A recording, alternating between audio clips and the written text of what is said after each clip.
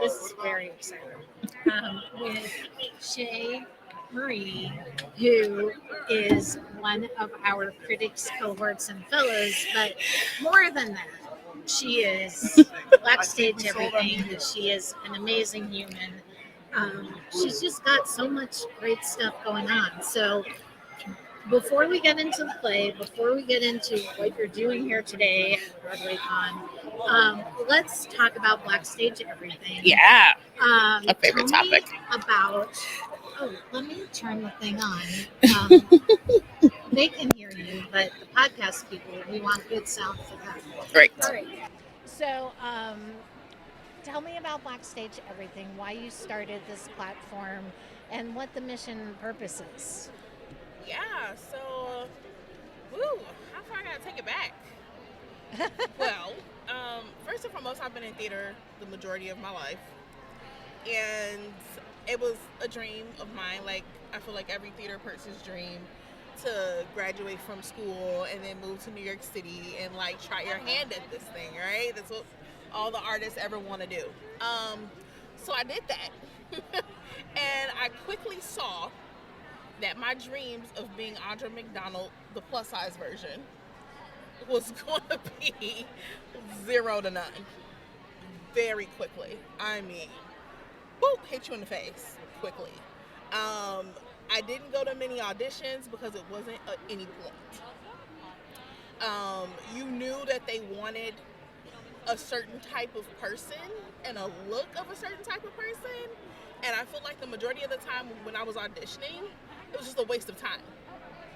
And I started being a teacher, and I was like, I'm not messing up my $40,000 a year to be going to these auditions that ain't going to amount to anything. So I essentially kind of quit. You know what I mean? Like, for a while, I was like, yeah, bump this.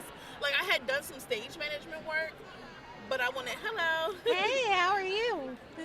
This is just like live theater, but please take a ribbon. Are you in a show? No, but Not she Broadway. Could be in a Broadway show. I could be Yeah. one day. I hope so for you. Sorry. Thank you. That's okay. No, it's fine. It's live theater, you all. It's like just live. That's why. That's why it's live. So yeah, I just quickly kind of quit for a while and did stage management work and did some teaching work, and then I moved to LA.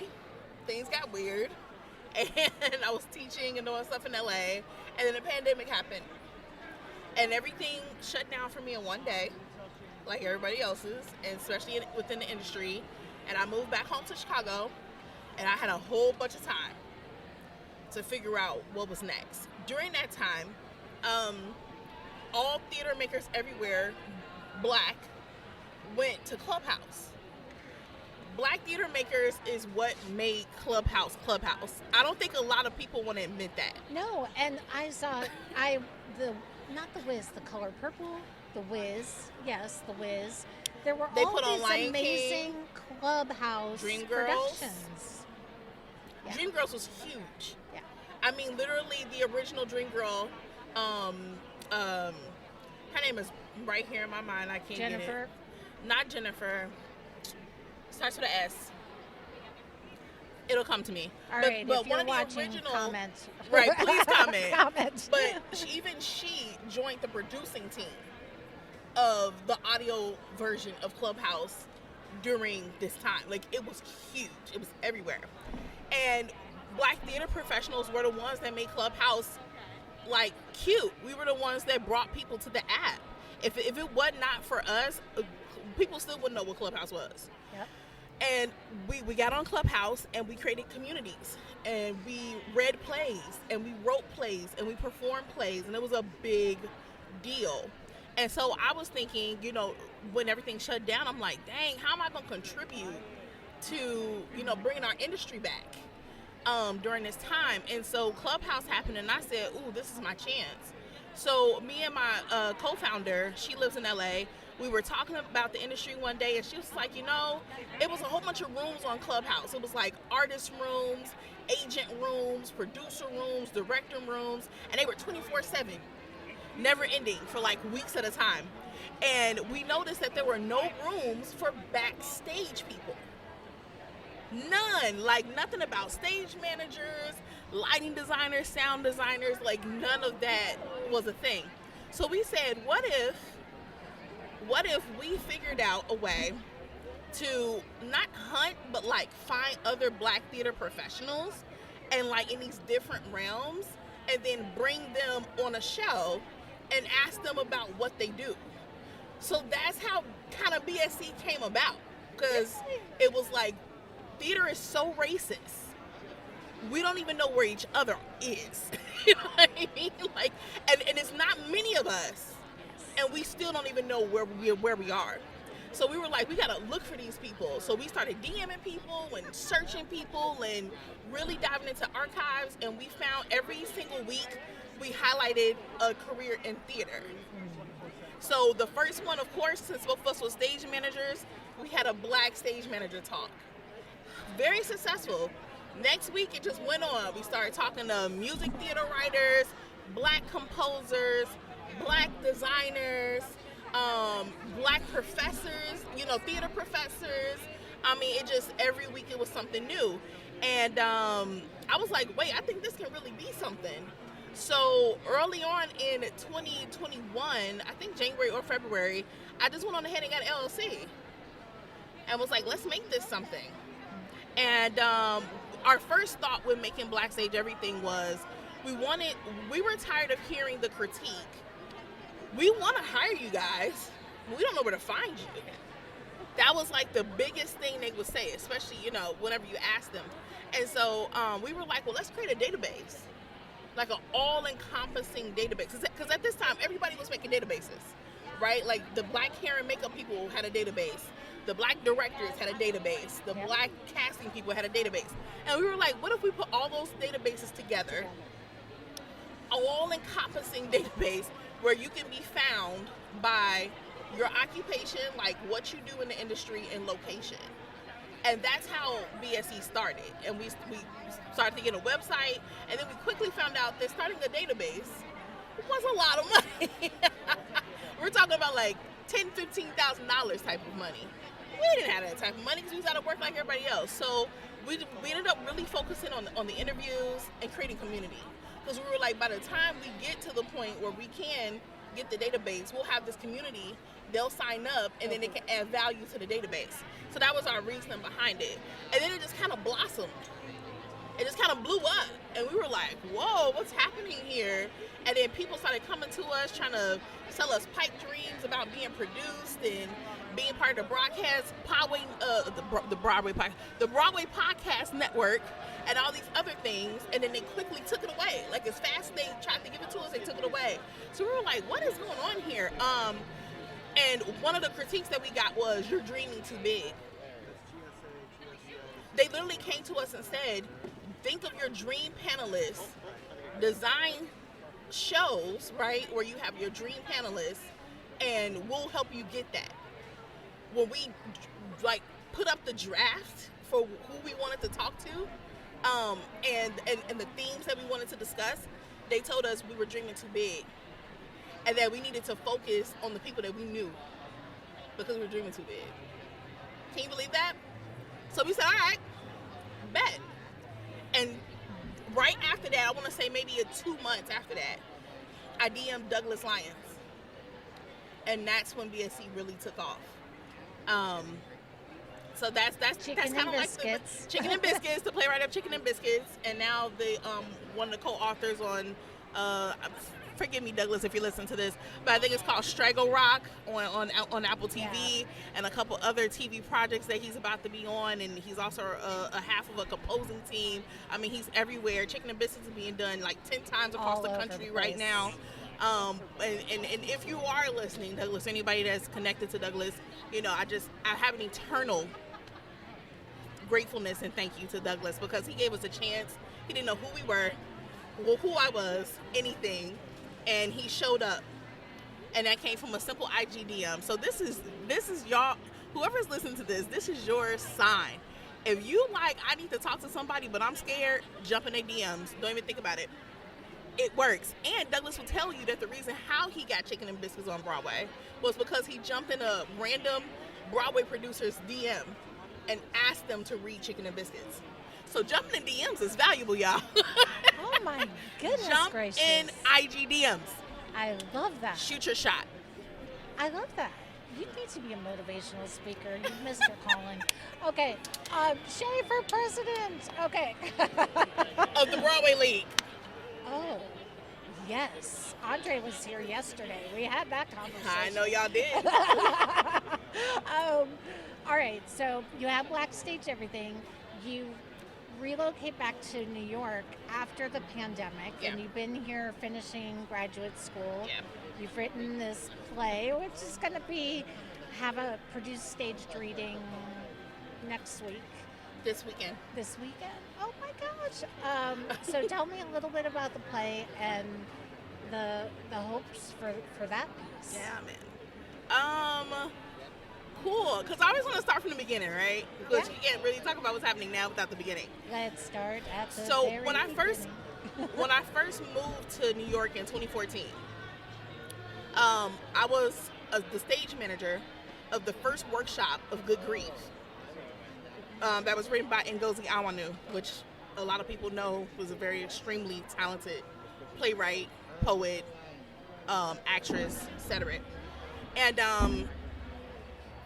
I was the director of the workshop was Obie award-winning Russell G. Jones, and the assistant director was Powers actor Susan Hayward. And I remember telling Russell when after we had a production meeting in Signature Theater's a lobby, like a lot of us did at that time. He told me, he said, "Yo, you have to tell somebody this story one day," because I was just telling him about how this cake stuff came about. And the day that we had the first rehearsal, I was moving to New York that same day. So I got to rehearsal and I was rushing in, and they were like, "Oh my God, hey, you made it, you're here." And I'm like, "Yeah, I just moved here today." Today. And everybody was like, "What?" And I was like, "Yeah, today." And so I remember Russell saying, "You gotta write something about this. Like, I don't know if you gotta do a blog or if you gotta write a book, you gotta write a play, you gotta write something about this experience." And I said, "You know what? Maybe one day." Because at that time, I didn't think that I could write a play. Like, that never crossed my mind. I wanted to be Audra McDonald plus size version. Okay, I was gonna be the musical theater diva. I was gonna be Patti LuPone, dark skin and big. You understand? That was my dream. You know what I mean? And so when he said that, I'm like, right. Like, I was a poet, so I already did slam poetry, but that was as far as it was gonna get. I never thought I was gonna write a book or anything like that.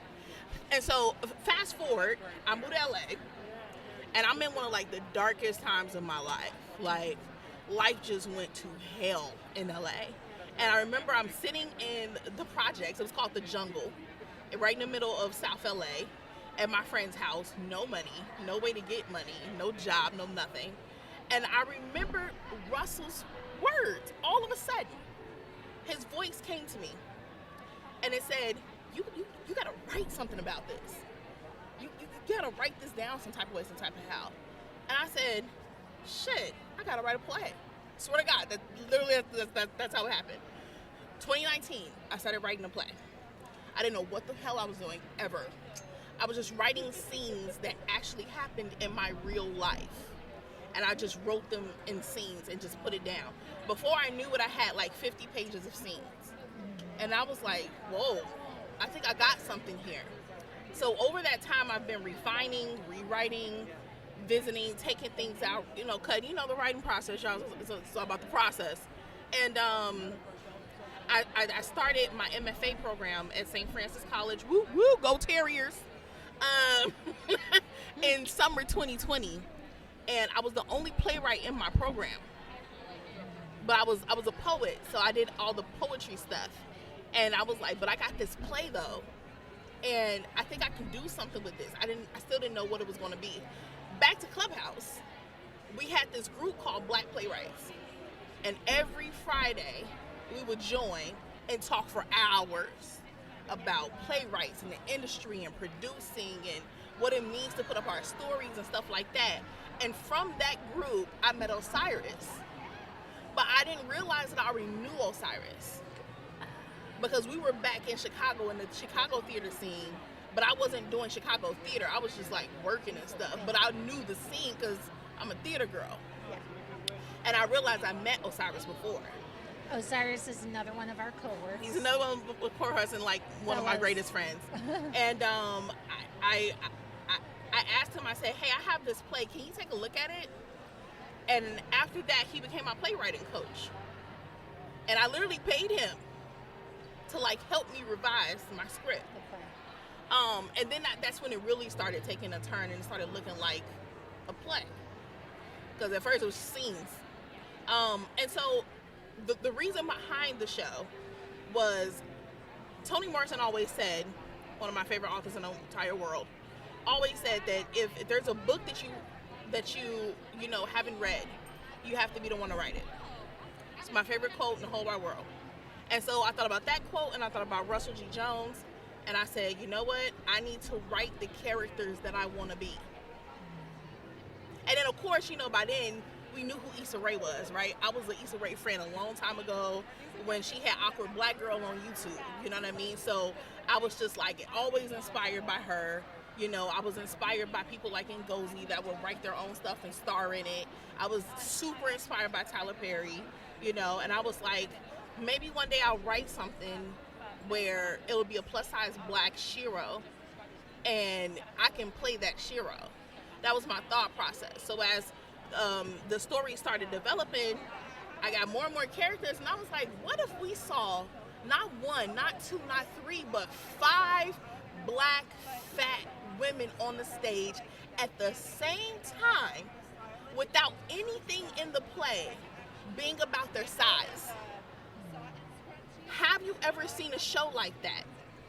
No, I'm trying to tell you, no.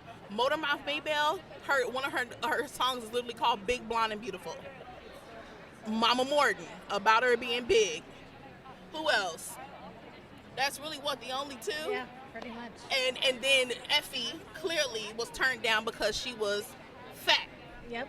Right? So whenever there was a big black woman that was in a musical or in a show, it was about her size. Right? You can listen. Come You guys on. can listen? You guys listen? Really quick. Oh my God, thank you. And so I wanted to write a show in which we can see multiple fat black women on stage without any of it being about size. She's ready. And so I wrote a play, and it's being put on. The stage reading finally is coming this Saturday. St. Francis College, 180 Remsen Street at 6 o'clock in the Maroney Theater. And I am going to be debuting this show. I have 6 incredible plus-size black femmes that are going to be rocking it. Careful, Josh. And it's going to be lit and it's going to be great. And my hopes for this show is that it do go to Broadway, is that it do go to West End, because we've never seen a show like the one that I've written. And I in my playwright note, in the script, I put, if you're going to put this show on, you are not allowed to change the description of my characters, and you are not allowed to add anything to the script that is going to talk about the size and the color of the characters. Thank you for being a change agent in this industry, and thank you for putting on my show. That's what the playwright note says. And so I'm hoping to change it. The name of the show, I forgot that, right? The name of the show is called Blue and Green, and that is after the Miles Davis track. And so you ladies know we have an audience. This is Shae Marie, the co-founder of BlackStage Everything, and just an amazing human. Thank you. Love Lauren. Love Lauren. She gasses me up, guys. I love it. I love jazzing people up. This is what we do. We are live. But it's fun. But it's live because we're live at Broadway Con. We're live. Yes. It is 180 Remsen Street, St. Francis College in the Maroney Theater, 6 o'clock, July 16th. Saturday, July 16th. Blue and Green. I'm not in it, thank God, because I need to just watch it. and see what happens. But I have some fantastic actresses, and they're going to blow it out the water. It is 2 men people that is in the show as well, but I want people to remember the show for the casting and for the story and for the message, you know. And I want to continue to create work that is going to take the intersectionalities of who I am and put them on the big stage in a very non-problematic and non-toxic way, because we are more than trauma, right? Yes. We're way more than trauma, and I want to be an agent of Black joy. There's a lot of joy in existing, right? And I think a lot of the times in theater, in movies, in film, we literally associate Blackness with trauma. It is literally inseparable. So I'm like, what if I wrote Girls Trip for the stage, right? Like, what happens when you write, Dumb and Dumber, the Black version, right? Why can't we go in the theater and laugh, right? And that see was the bodies, problem see with these bodies. Chicken and Biscuits. That was its problem, if it had any kind of problem, Yeah. is that it was joy. It was It was funny as shit. It was funny. So much fun. So much fun. And I'm going to say this on record. I don't care. What a camera. There. I'm going to say this on record. The fact that Tyler Perry, I'm going to take it there. The fact that Tyler Perry is not recognized by the Academy, Broadway or Hollywood, but y'all have chosen to produce shows that literally rip off his style is wrong. Drop mic, period. It's wrong. Y'all need to call Tyler Perry up and give him checks. And I said what I said, a strange loop. Right here at Broadway Con. I You said what I heard it. said. And I can say that with love, right? Because I'm part of that community. I inhabit Black queerness. I'm saying it from a place of love. We don't have to make work that parodies other treasured work in order to be put and be made visible. We all can exist. We need to stop having a spirit of sparingness. There's room for everyone, and everyone's style, there's room for it too. And it's not that doesn't mean that you on Broadway is more quality than someone that's on the Chitlin circuit. I said what I said. Put that on record. Quote me, at me. No, I love that, because this is what we were talking about the other night. We saw Paradise Square. We loved Paradise Square because Absolutely it was great a show. story. Y'all go see Paradise Square, please. Please go see Paradise Square. It's amazing. But it's an empowerment story. Yes, it's it is. not the trauma story, and it's an empowered woman. Thank you guys for coming. Please do. Black At me. BlackStage everything. Everything. So, I'm gonna follow you. Please do. You got fans. I kind of do. I kind of do. I love that you have fans. I don't be thinking in that way, though. But I guess so. You know, I don't know that you have fans. You have sisters. You have sisters. I do. And I feel like when people go out into the world and they tell the truth, you're going to get people that align with you. Because you got to tell the truth. It's a lot of people going around yapping about nothing. Being performative and not really being allies and not really telling the truth. And I just tell truth when you need to tell truth, you know? And I cannot agree with something that you've done or you've written and still love you, still respect you, still hold you in the highest regard. But I have a critique about what you said or what you did. We need to make space for that. We need to make space. We need to make space for that. But no, Tyler Perry needs his check. Thanks. And, He also needs to have a show on Broadway. Thank you. Like yesterday. Like 10 years ago. pretty much. It's overdue. I said what I said. And anybody that creates, I don't care who you are, your community or people are going to have critiques about your work. He isn't the only person that have made stories based on stereotypes, based on, toxic archetypes, based on, you didn't get the ending you liked. Why is it that? And he has a pattern anybody who does entertainment and who blows up, you're gonna have critiques about them. But that don't mean that you have to minimize the impact, right? Like all this stuff can exist. I feel like this has been a thorough line that we've been talking about on Broadway Con, right? It's like yes, but, and yes, and. Like both of these truths can exist at the same time. Yes. Yes, they have to. They have to. Agree. Let's talk about what you're doing here at Broadway Con, other than hanging out with me, because Of that's course, just because I want to be here, Lauren. That's Period. just fun. Period. But you were on a panel discussion this morning I with was. The Broadway Body Positivity Project. You should follow them on Instagram. Please also. do. Bopo. Follow Bopo. Bopo. And it was such a powerful discussion because we hear these words: body positivity, body neutrality, body positive. And I feel like fat people of a certain size, which I'm one of, Right. as we've had all these discussions about inclusivity and equity and diversity in theater, I feel like the body size issue has been excluded from that conversation. I agree. So how do we become part of the narrative? How do you become part of the narrative? Because I don't belong on stage. You could be though, right? But I feel like this is for all parts of the industry and not just on stage. It's also backstage too. As a stage manager, you don't see a lot of us back there, even though we're there. You know, people of plus size do work in tech.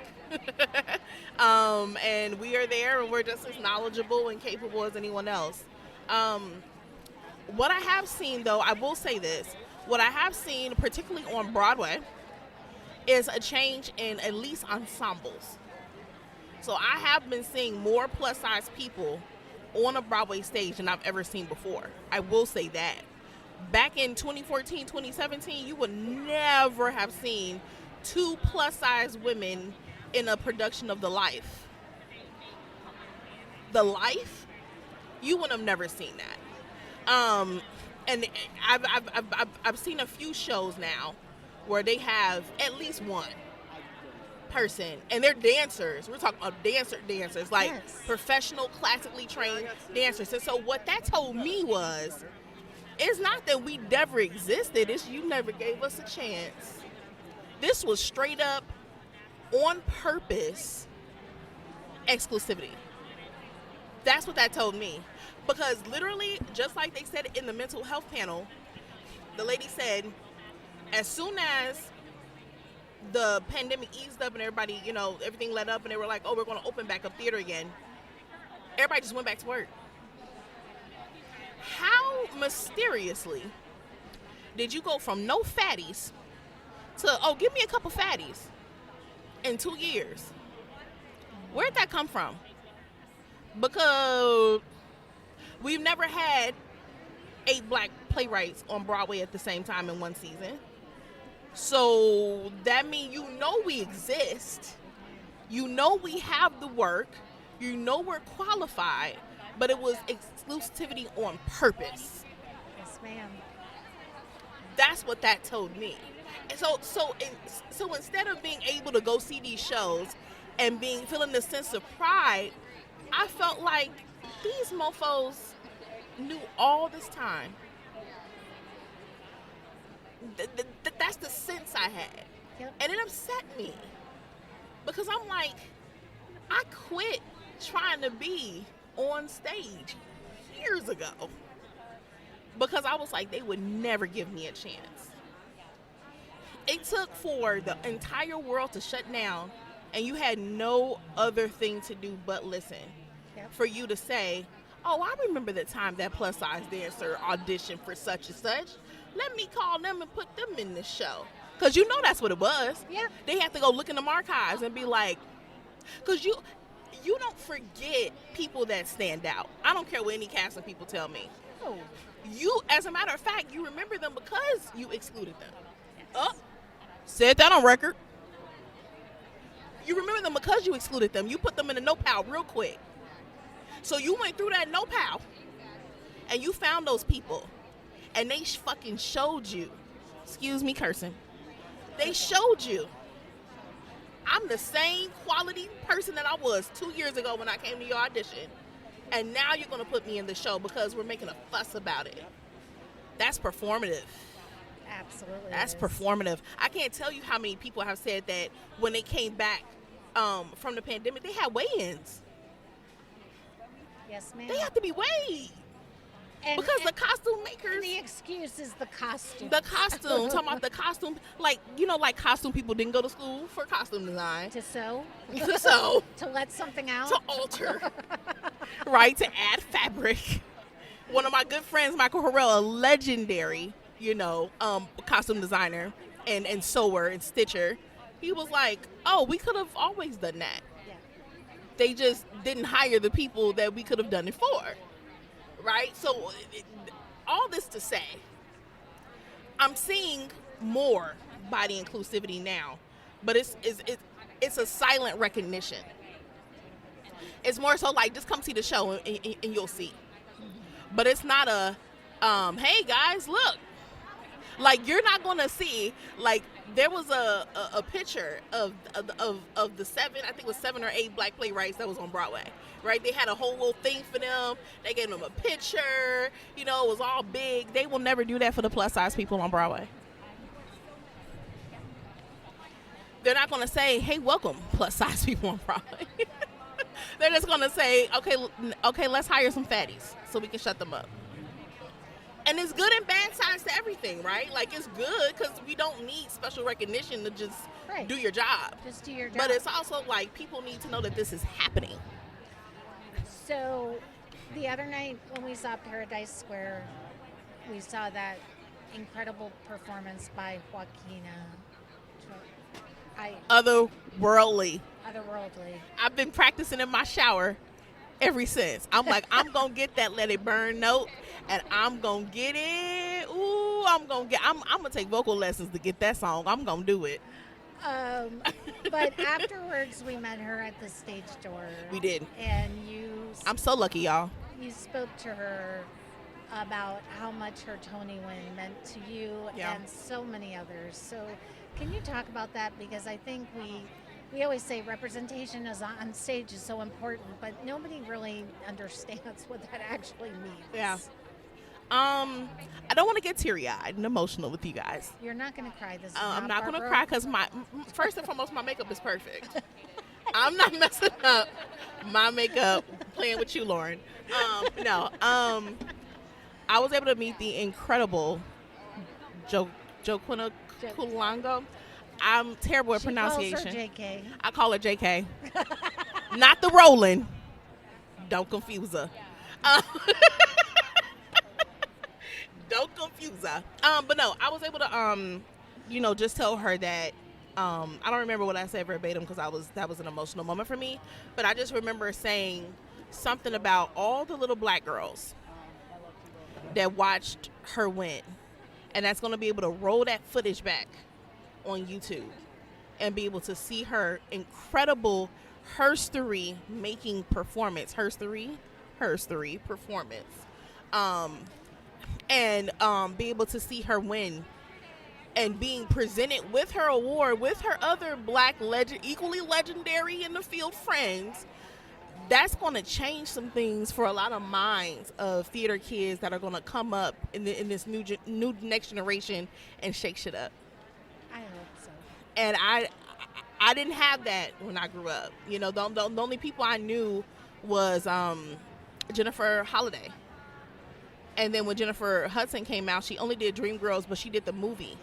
Yes. And then the only Broadway show I was able to see her in was she did The Color Purple very briefly, which I always thought she had a Broadway voice and she should have been a Broadway star.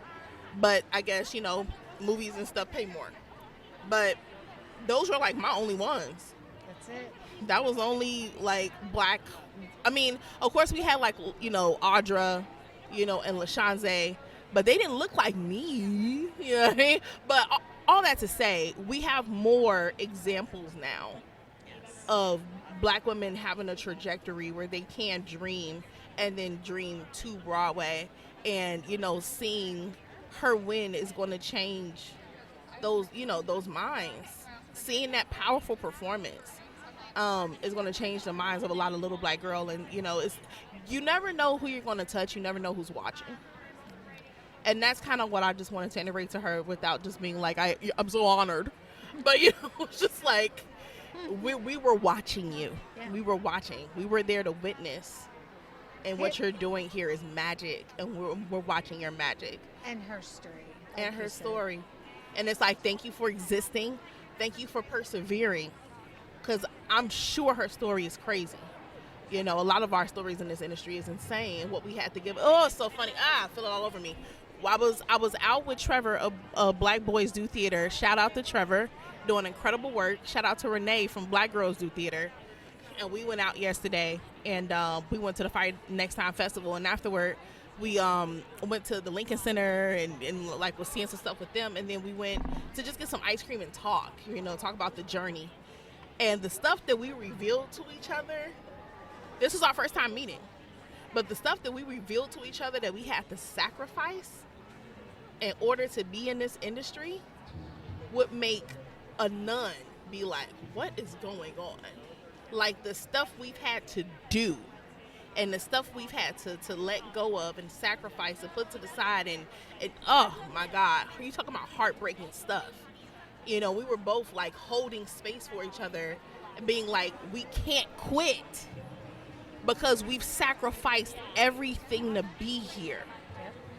So I know that if us, who's still trying to get to where somebody like JK is, I mean, Trevor, you kind of live outside the like Broadway Tony thing, but I'm trying to get where JK is. But, I can only imagine. And I've heard some stories, right? But I can only imagine what her journey was. And so I'm just like, thank you for staying with it. Thank you for persevering and existing and taking up space. Because now we know we can take up some more of that space. Yeah. I wanted to meet Jay Jones so bad. I know she's somewhere in the city, or maybe I think she's in another. I think she's in St. Louis or something doing at the Muni. But I want to meet her so bad because I just want to tell her that because of her being in Beauty and the Beast, I told myself I'm going to get back out there and try again. That was the moment.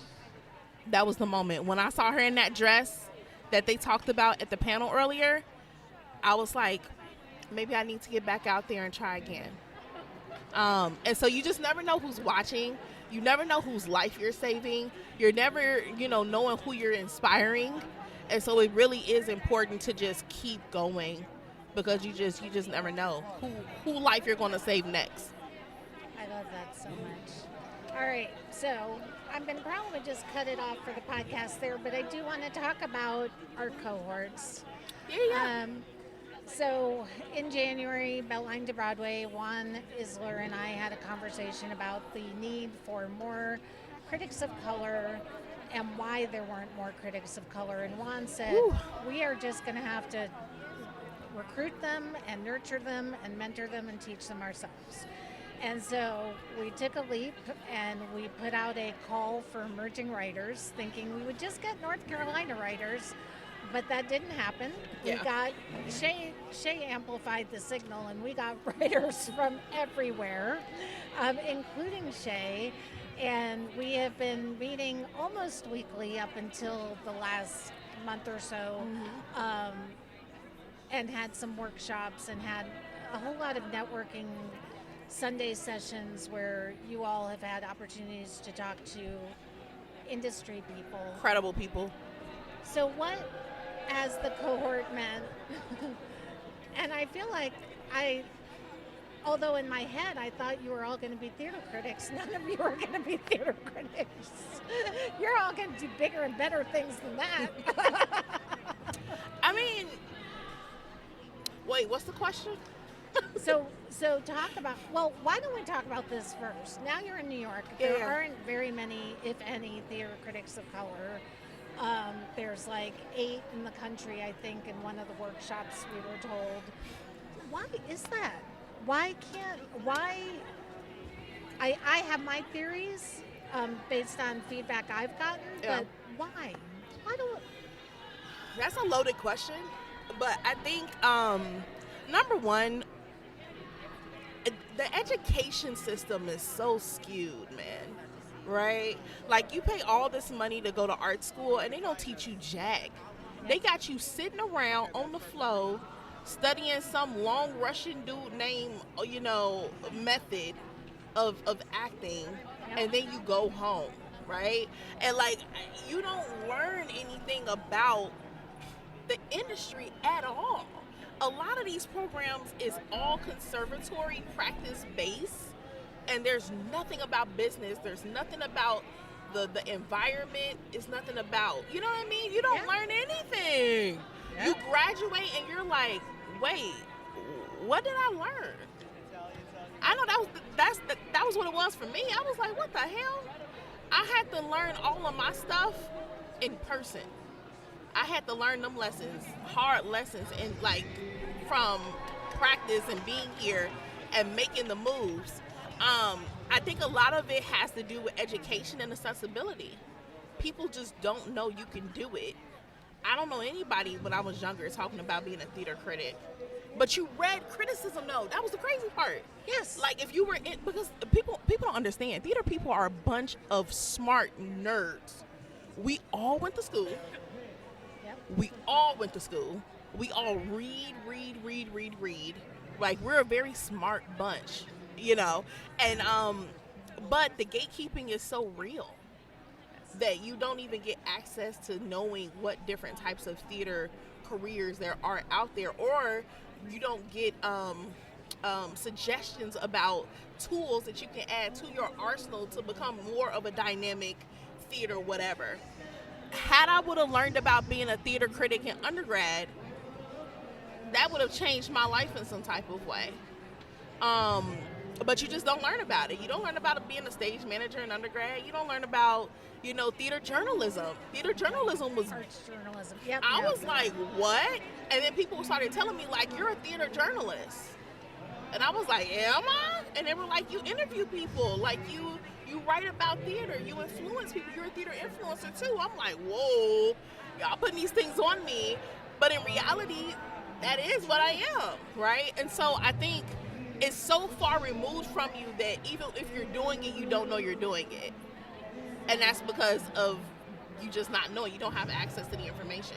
I think if more of us knew about the ways in which to be a theater critic, we would choose it. But we just don't know. Yeah. And also, like the guy said at the mental health thing, he said, because I'm forgetting names, but he said, a lot of us are unaware about the environments that we create, right? And so the environment of theater is exclusivity. Yeah. It's elitism. It's white. It's white. It's white. It's white. It's white. It's male. It's male. It's male. So when you see theater critics, you think theater critics can only be white and male. That's the unsubconscious message that you get. And it wasn't until I found an Ayanna Prescott or a Juan Porter, or, I was like, oh, we do exist. But it took for me to find that, and just because you explore a career doesn't mean you have to do it. No. So I feel like this cohort for me was an exploration. I gave myself permission to try to learn something. I was incredibly too busy to join this cohort, by the way. I really should have waited. But I'm glad I didn't, because I met a lot of really cool people, and I talked to a lot of really cool people doing some really cool stuff, and now I have those relationships. But I should have waited till I graduated, because I've been doing a lot. But maybe there will be room, and later on to be like, let me be a theater critic. But I think, if you ask me, I think we're moving away from criticism as an industry. I hope we're moving towards much more conversation about the theater rather than criticism. I don't know if you heard about the Playbill initiative that Ayanna was a part of, but it was basically like they're going to pay writers to talk about reasons why people should go see a show. Yep. And in juxtaposition to writing criticism about a show. Because I think unsubconsciously criticism is negative. Well, criticism, by its very definition, sets up this antagonistic relationship Yeah. between the reviewer and the artists. And that's what we've been trying to break down at Beltline to Broadway. Right. But it's hard. It's an uphill battle. It is an uphill battle, and you want to get it published. You know, like you like want your name in the New York Times. But I think something that I've been realizing for myself, and this has been a thorough line too for the past week. I don't know what's happening, but it's like I know I'm at the right place at the right time because I've been hearing these words continuously everywhere I've been. The first word is cost. At what cost do you want to do the things that you want to do? What are you willing to do for your dreams, right? Cost. I've been hearing that a lot. Because in playwriting, we call it stakes. What are the stakes to what the character, is going to face if they don't get the thing that they want? Yep. And so all that stuff mean the same thing, right? It's just we say it different because it's writing versus real life. But I think it's at what cost. And so I think the space that I've been in is I know I want to write, and I know I want to do and talk about theater, but what kind of theater writer do I want to be? Yes. And what do I want to do? I want to get my criticism out in my voice at what cost?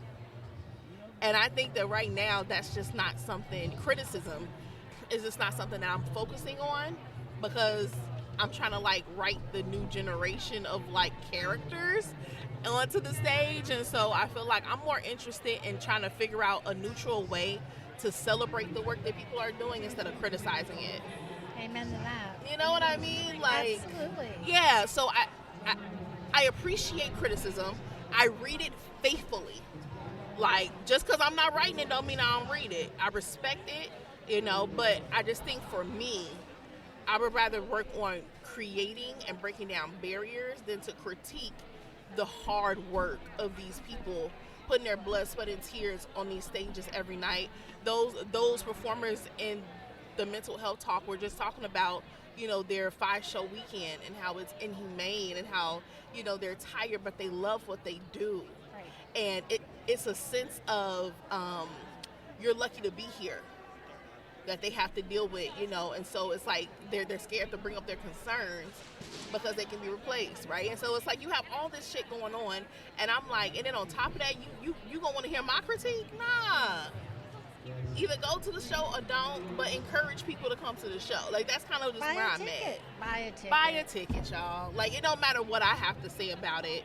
And Buy support a ticket. artists. Support artists and artistry. I love talking to you. I think for me, when I started the cohort in January with Juan, I had a curriculum in mind. I had goals. I'm a very usually organized person. And so I had this whole outline. And then we had our first Sunday session. And you all were like, yeah, no, that's not going to work for us. We really want to network with people. And I was like... We really did. I was like, oh, crap. I was like, well, that playbook just went out the window. And I was so uncomfortable. And the next day or the day after, I actually had a grant meeting with North Carolina Arts Council who funded this program. And I said, I feel so uncomfortable. I feel like I should have answers for you, and I don't. I said, I'm really off kilter right now because I met with them, presented my game plan, and my game plan is just nah. that's not going to work. So I said, now I'm going back to the drawing board, but I kept using this word, off kilter, uncomfortable, thrown off my game. Yeah. And Jeff Aguiar from North Carolina Arts Council said, you just learned what it means to be an ally. Because when you're sitting in that discomfort and you are able to listen and take action, that is true allyship. So it is. What I got out of the program from all of you is to learn how to sit in the discomfort, hear the uncomfortable conversations, and definitely, hopefully, become a better champion for all of your work, no matter what you do going down the road. Right. I feel like we become a little family, but Yeah. the other thing I kind of realized is that I could use my whiteness to bring, we keep talking about this thing, bringing people to the table. But what I learned through this is I could use my white privilege to call up my fancy friends and bring them to the table with all of you. And to me, those Sunday sessions that we had with these industry people and hearing you all interact, that was everything to me. I was like, oh, okay, I get it now. But it's kudos to you, Lauren, right? Because we just talked about sometimes we're unaware of the atmosphere that we create, right? Yeah. And the atmosphere that you created was one that we felt safe enough, right, to share that with you and with everyone else. So that's a testament to who you are as a person. Because we can't share our heart the way we did in a lot of these other spaces. So we felt safe enough to do that with you. And so that's a testament to who you are. But it's about relinquishing power. Right. It's about sharing space. Right. It's about listening and collaborating. I feel like we created this thing together and it's become this family. So I'm really excited to see what all of you end up doing. And it's really funny, but we're coming to an end in our funding. And so I guess the program comes to an end. But all of you wrote me back and said, but we're not done, right? You're still going to be with us. Right. Look, I told Lauren she can't get rid of me. She's stuck with me forever. It's a wrap. We're together. So I love that. And but that to me, that is when I see the hashtags and the thoughts and the prayers and all the things, I'm like, no. The allyship is like getting your hands dirty and getting your hands dirty. Forget it's about not the thoughts and hashtags. prayers. You're right. Get in there. You're right. So, this was amazing. And that's what you did. You got dirty. And deep listening is underrated. Deep listening. Sometimes just listening speaks volumes. It don't take much. Sometimes it's like I really needed a safe space to get this frustration out today about how I felt this way within this industry that I love so much. And just being able to listen speaks volumes. And then on top of that, saying, you know what, I know there's other people that feel like this who are in other positions that may be a bit more powerful than you, and maybe y'all can make that connection and create your own safe spaces to continue this conversation. That's what you did. That was you. All right, we're not going to make me cry now. I'm just saying. She's so turning the tables right now. You have to give credit where credit is due, and I think I've had a hard year, y'all. I didn't sit here and got emotional, but I've had a hard year, and what I will say is meeting with Lauren and the cohort has really kept me together. It was like the glue. Looking forward to being in that cohort and having those conversations on Sunday nights really helped me through some incredibly challenging times this year. So, I mean, I'm sad that it's ending. No. we'll still be talking. We Don't will, cry. we will. Your makeup but is on point. It so is on point. But, community is underrated. Yeah. Community is underrated. Deep listening is underrated. People's presence without talking is underrated. Just being a part of something, you just never know what that's doing for a person's life. And you never know where life is going to take you. So sometimes you got to say yes. And I'm glad I said yes. Woo! Right? Yes, and I'm glad too. that I amplified it. And like, I'm glad that people got something out of it. And I'm glad that people felt a sense of community, because that's what I felt. And I felt like people also took me no holds barred. I was able to eat my Popeye's chicken box on Zoom. I was able to be like, hey, y'all, the movers, because I was just moving here. The movers are knocking at the door right now. Give me a second. I'll be back. Like, while our special guest is here, I'll be back. The movers are at my door, right? So it's like these very real things that were happening that everybody just made complete space for. It wasn't a problem. Nobody was pointing fingers, doing blame, talking about how you're not dedicated to this. They just let you be, and they created that environment, and we felt safe enough to exist in that environment. And I cannot say that in all my years of being in this industry, I have felt like that. I would be lying if I said that your community that you created wasn't special to me and it wasn't different. I would be lying. So that, like I said, kudos to you and for what you're trying to do, what you're going to do, what you're doing moving forward, and how you're supporting, all these people. I mean, it's just incredible what Beltline of Broadway is doing, and I'm just here for however way I can continue to collaborate, help, and support. Well, this is such a beautiful way to end our time at BroadwayCon. We've spoken to all these amazing performers, and yesterday really focused on advocacy, and just having you here to wrap that all up for us is